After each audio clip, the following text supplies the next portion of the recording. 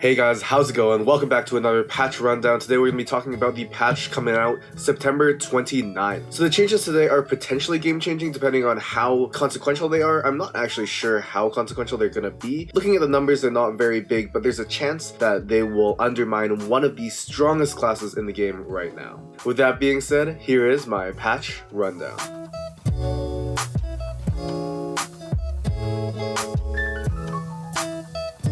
So the first biggest change today is the Feathered Synergy nerf. They're nerfing the chances of evasion from 20%, 40%, 60% to 20%, 35%, and 50% at 9 feathered. This is a 5% nerf from each successive tier, and I'll be talking about the effects of it later. Next, we have a nerf to the Venom targeting. Venom was changed a few patches ago to have a 100% chance to choose the enemy with the highest attack speed, and now they're giving Venom the Doom treatment. It now has a 20% chance to choose a random target and an 80% chance to choose the target with the highest attack speed. Fortune Teller is getting a buff to its consistency, very similar to how the new Dragon Mage is functioning. Fortune Teller will only activate its skill once an ally reaches 50% of its max HP. Storm Shaman is getting a buff to his HP from 750, 1500, and 3000 to 800, 1600, and 3200. Exorcist Ranger is also getting a HP buff from 400, 800, 1600 to 450, 900, and 1800. Lastly, Whisper Seer is getting a small buff from 0 armor to 2 armor, which is a pretty decent buff. It's probably about 8 to 10% damage reduction, which is actually a pretty solid buff. Now I'll talk about how these changes will be affecting each archetype. So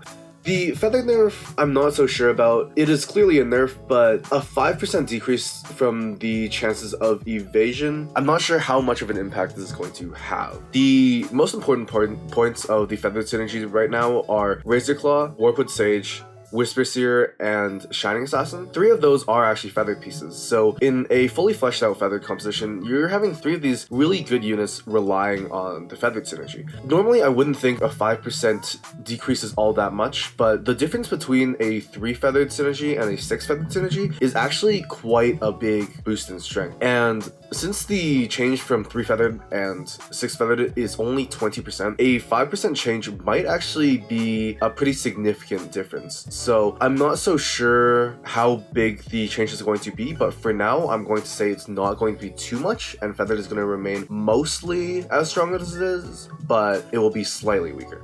Then Venom. The Venom changes are actually a little bit more impactful than you might think. Before the Doom nerfs, Doom was being run 100% of the time, but with the nerfs being in place, there was a little bit of a reluctance to put in Doom over something else like maybe the Cave Clan Warriors, because they were buffed in the same patch. So you're seeing a lot more of the Cave Clan Warriors than Doom when Doom was nerfed. Similarly with Venom, you have the new Dragon Mage as well to replace Venom, especially in the strongest dragon build right now, Dragon Mage, where it actually doesn't run Venom. Venom is basically only being run in the weaker dragon archetypes, so you're looking at Dragon Feathered and Dragon Knights. The strongest dragon archetype, Dragon Mage, doesn't run Venom, so these changes might just solidify Dragon Mage as the dragon build to be played. Next, the Fortune Teller buff.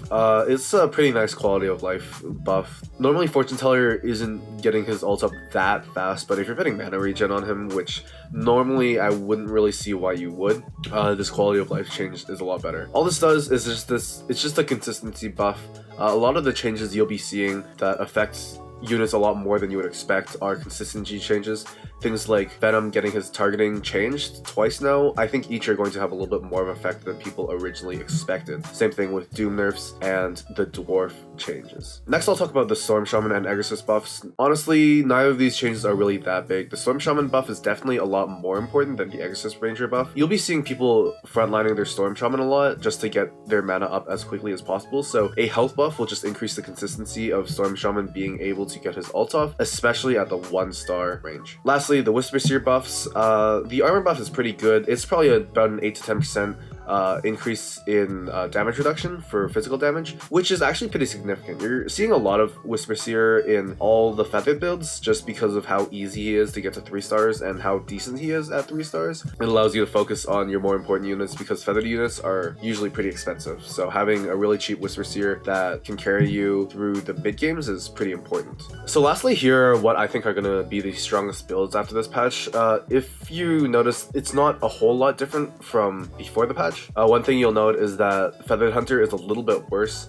I'm not sure how much worse Feathered Hunter is going to be. I think it still will be the go-to build after you open for it, but I think Glacier Knights might still be a pretty good build after people open for it. So strongest build right now is 6 Mage Dragon. It usually runs the 6 Mages plus Dragon Knight, and then put in like a Pirate Captain or a 3-star God of War if you've gotten it. Next I think is Glacier Knights. Glacier Knights is really consistent, really strong. With all the changes that are being done this patch, their worst matchup, Feathered, is being nerfed a little bit. So I think they might be able to be stronger than Feathered Hunter. Although, with the prevalence of potentially Hunter Warrior, I'm not sure of how strong Glacier Knights is going to be. So at the second strongest, tier of builds, I'm also putting Assassins in because it's kind of like a rock, paper, scissors between Glacier Knights, Hunters, and Assassins, where Assassins beat Hunters, lose to Glacier Knights, and then Hunters beat Glacier Knights.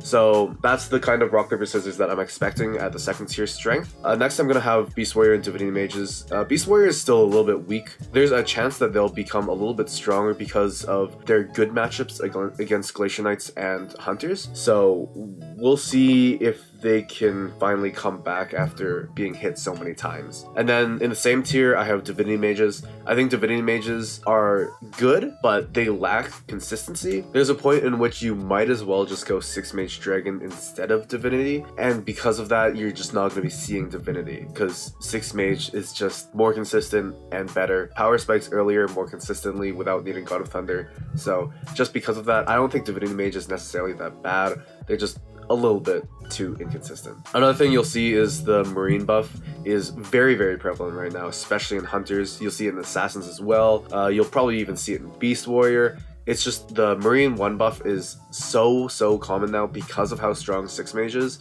that the Marine buff is almost necessary for your build to be able to survive the burst of 6 Mage. The Marine 1 buff is actually really strong against Divinity Mage, especially without God of Thunder. That first rotation of spells from the Divinity Mages is going to be doing most of the damage for Divinity Mages without God of Thunder. Alright, there you have it. So those are my expectations for what this patch is going to be bringing. If you thought I missed any builds, please let me know. I just woke up because the patch notes were released like, I don't know, not very long ago, so my mind is not working at 100% right now. With that being said, I hope you guys enjoyed. I'll see you guys in the next one. Thanks for watching.